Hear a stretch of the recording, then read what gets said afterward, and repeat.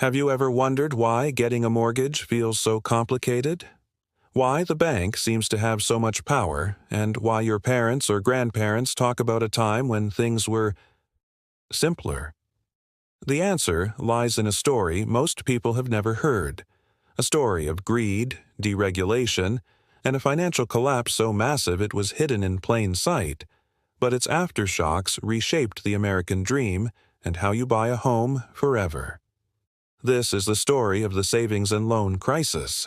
To understand this crisis, we have to go back to a quieter time. Imagine your local friendly neighborhood bank. For decades, these weren't giant, faceless corporations. They were savings and loan associations, or S&Ls. Their mission was simple and noble. They took in savings from local people, your neighbors, your family, and used that money to give out mortgages to other local people who wanted to buy homes. They were the bedrock of community homeownership. They operated under strict rules, paying a set interest rate on savings and charging a slightly higher fixed rate on mortgages. It was a stable, predictable, and, frankly, a bit boring system. But it worked. It built neighborhoods, it fostered communities, and it made the dream of owning a home accessible to millions of Americans. But in the late 1970s, the world started to change, and this quiet, stable system was about to be turned into a casino. The villain of our story isn't a person, but a number: inflation. In the late 70s and early 80s, inflation in the United States went completely haywire, skyrocketing into the double digits. Suddenly, the fixed interest rates S&Ls were legally allowed to offer on savings accounts, around 5.5%, were a joke. Why would anyone keep their money in an S&L when they could put it in a new thing called a money market fund and earn 10%, 12%, or even more? People began pulling their money out of S&Ls in droves. This was a slow-motion bank run. At the same time, the S&Ls were stuck. They had billions of dollars locked up in old, long-term mortgages, paying them back at laughably low rates of 6% or 7%. So their cost of getting money was going up, but their income from old loans was fixed. They were bleeding money, fast. The entire industry, the foundation of American homeownership, was teetering on the brink of absolute collapse. Washington had to do something. But what they did next was like trying to put out a fire with a barrel of gasoline. In a desperate attempt to save the S&Ls, Congress passed new laws in the early 1980s. The idea was to unshackle them. These new rules did two main things.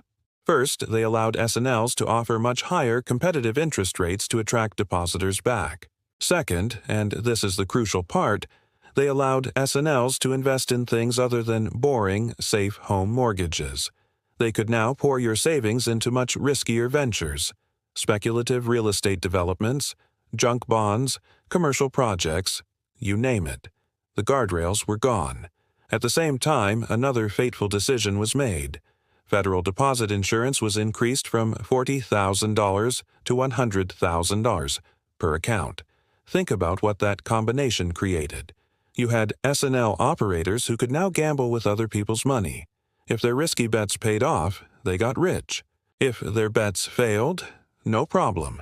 The American taxpayer would cover the losses up to $100,000 per depositor. It was a system with all of the reward and none of the risk for the bankers. A new breed of aggressive, risk-taking executives flooded the industry, pushing the old conservative managers aside.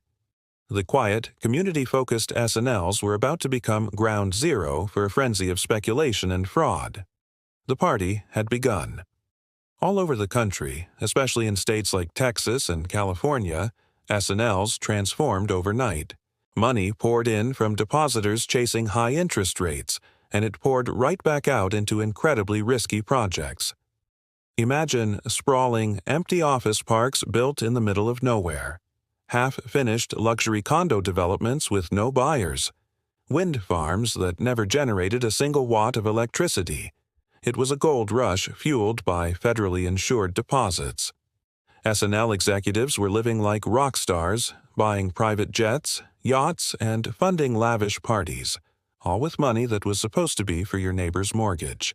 This was called an land flipping, where a piece of property would be sold back and forth between friendly developers, each time at a higher, artificially inflated price, with the S&L financing every fraudulent transaction. The books looked great, profits seemed to be soaring, but it was all a house of cards. The assets on their balance sheets weren't worth a fraction of what they claimed, and because regulatory oversight had been slashed, there were very few watchdogs to call them out. The fuse was lit and the bomb was getting bigger every single day. By the mid-1980s, the house of cards began to wobble. The commercial real estate market, bloated by all this speculative investment, started to crash. Oil prices fell, cratering the economies of states like Texas and Louisiana, where much of the fraud was centered. Suddenly, those risky loans weren't getting paid back. The empty office buildings stayed empty. The luxury condos remained vacant. The S&Ls that had gambled the most aggressively started to fail, one by one. But this is where the story gets even darker. Instead of shutting them down, regulators under political pressure practiced what's called forbearance. They basically looked the other way, hoping the problem would fix itself. They allowed these insolvent, zombie S&Ls to keep operating. And what does a desperate, broke gambler do? They double down. These zombie S&Ls offered even higher interest rates to attract more deposits and then plowed that new money into even riskier bets, trying for a miracle. They were digging the hole deeper and deeper, and every shovel of dirt was another $1 billion added to the taxpayer's future bill. Finally, in the late 1980s, the whole rotten structure came crashing down. The scale of the collapse was staggering. Over 1,000 savings and loans, a third of the entire industry, failed. The final bill for the taxpayer bailout was astronomical, costing an estimated $160 billion. That's over $350 billion in today's money. It was, at the time, the most expensive financial bailout in American history. Hundreds of bankers and executives were prosecuted, with some, like the infamous Charles Keating of Lincoln Savings and Loan, becoming household names and symbols of the era's greed. Keating's failure alone cost taxpayers over $3 billion. But the real legacy wasn't just the financial cost. The crisis fundamentally broke the old model of community banking. So, why does this 40-year-old crisis still matter to you, right now, as you think about buying a house? Because everything changed. The surviving S&Ls were either bought out or transformed into commercial banks. The specialized local mortgage lender largely disappeared. In their place rose the giant national and international megabanks we know today. Mortgages were no longer simple loans held by your local S&L. They became complex financial products, bundled together with thousands of other mortgages from all over the country into something called mortgage-backed securities. These were then sliced up and sold to investors all around the world. Your personal connection to your lender was severed. You became a line item in a massive, anonymous pool of debt. This new system, born from the ashes of the S&L crisis, prized volume and speed over community and stability. It created the complex, often impersonal, and fee-laden mortgage industry we navigate today. And this very system of bundling and selling mortgages, perfected after the S&L crisis, would become the core component of the next, even bigger financial meltdown, the 2008 global financial crisis. The savings and loan crisis is a powerful, cautionary tale. It's a story about what happens when deregulation goes too far, when oversight is weak, and when the link between risk and reward is broken. It shows how decisions made in Washington can fundamentally alter the landscape of Main Street, changing the very nature of how we achieve core parts of the American dream, like owning a home. It's the hidden chapter in our recent financial history that explains so much about the world we live in now. The names and the numbers may have changed, but the fundamental lessons about greed, risk, and responsibility are more relevant than ever. Thank you so much for watching.